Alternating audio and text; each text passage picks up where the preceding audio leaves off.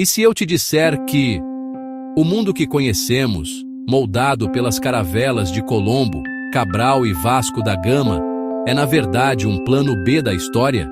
E se eu te disser que, por um triz, as primeiras frotas a chegar nas Américas não falariam espanhol ou português, mas sim chinês, você acreditaria? Imagine um mundo onde a China colonizou as Américas séculos antes da Europa. Não, isso não é ficção científica. É a história real e esquecida de uma decisão, um momento crucial, em que uma das nações mais poderosas do planeta virou as costas para o oceano e escolheu se fechar atrás de uma muralha.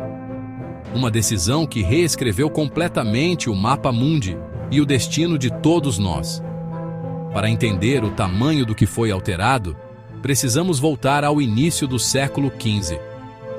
Enquanto a Europa ainda se recuperava da peste negra e suas maiores naus pareciam pequenos barcos, nos estaleiros de Nanquim, a China construía a maior armada que o mundo já tinha visto. Liderada pelo almirante Zheng He, um gigante eunuco muçulmano a serviço do imperador Yongle, a frota do tesouro era uma visão de poder absoluto.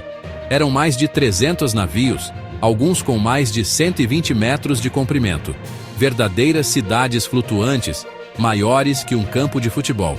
Para você ter uma ideia, a nau Santa Maria, de Colombo, que chegaria às Américas 70 anos depois, tinha apenas 26 metros. Ela caberia várias vezes dentro do navio almirante de Zheng He.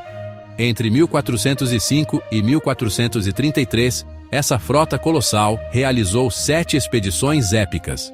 Eles não estavam em busca de conquista, como os europeus estariam mais tarde. O objetivo era projetar o poder e a glória da dinastia Ming, recolher tributos e estabelecer relações comerciais. Eles navegaram pelo Sudeste Asiático, chegaram à Índia, ao Golfo Pérsico e até a costa leste da África, quase 80 anos antes dos portugueses.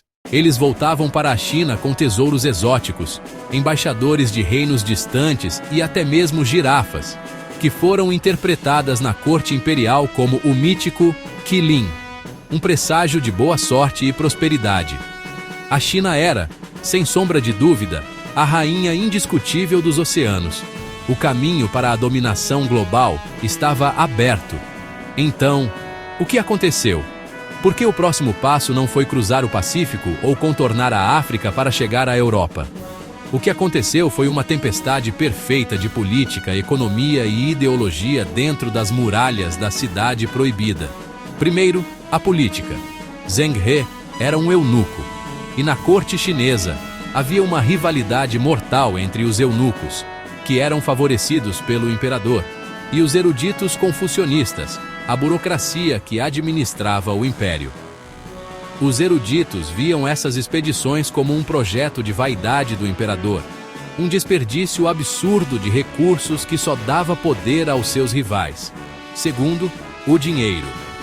As viagens eram astronomicamente caras. Manter uma frota daquele tamanho custava uma fortuna em seda, porcelana e prata. Os burocratas argumentavam que o dinheiro seria muito mais bem gasto em casa, em projetos mais práticos.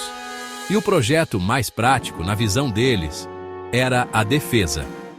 Enquanto Zheng He navegava pelo mundo, a ameaça que sempre assombrou a China não vinha do mar, mas da terra, os mongóis, ao norte. A prioridade para os confucionistas não era explorar o desconhecido, mas se proteger do inimigo conhecido. E assim, a escolha foi feita. China escolheu a muralha em vez do mundo.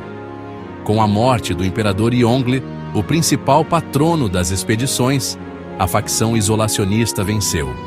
Decretos imperiais foram emitidos, proibindo a construção de navios oceânicos. Pior ainda, os registros e plantas detalhadas da frota do tesouro foram sistematicamente destruídos, como se quisessem apagar da história aquele capítulo de ousadia. A maior armada do planeta apodreceu nos portos. O conhecimento naval, séculos à frente de qualquer outra nação, foi perdido. A China, deliberadamente, virou as costas para o oceano e se fechou para o mundo. Esse foi o momento que mudou tudo. Ao se retirar dos mares, a China, deixou um vácuo de poder gigantesco. Um vácuo que, algumas décadas depois, as pequenas e ambiciosas nações da Europa estariam mais do que dispostas a preencher. O Ocidente não superou a China. Ele simplesmente apareceu para a festa depois que o anfitrião decidiu ir para a cama mais cedo. Agora vamos especular. O que teria acontecido se a China não tivesse parado?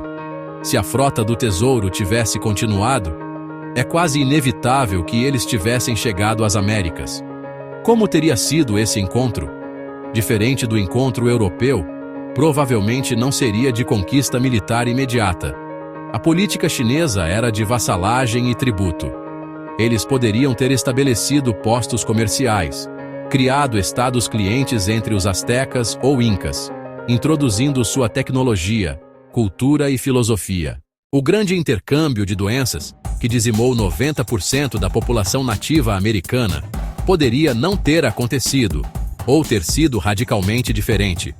O ouro e a prata das Américas, que financiaram o surgimento da Europa, teriam fluído para a China, consolidando-a como o centro econômico do mundo por séculos. Nós poderíamos viver hoje em um mundo onde o mandarim é a língua franca, onde a filosofia confucionista moldou as sociedades globais e onde a história das grandes descobertas teria um protagonista completamente diferente. Tudo isso foi decidido não em alto mar, mas nos corredores do poder em Pequim.